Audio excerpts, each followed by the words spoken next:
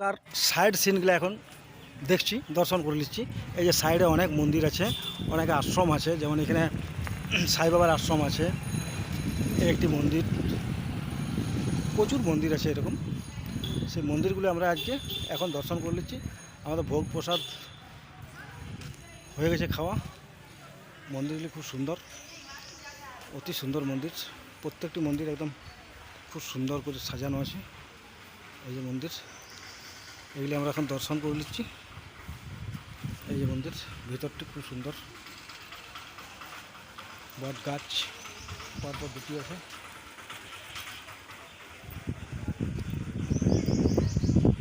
সব জায়গায় ষাঁড় আছে, ভগবানের প্রত্যেকটি জায়গাতেই ষাঁড় আছে। অতি সুন্দর মন্দির।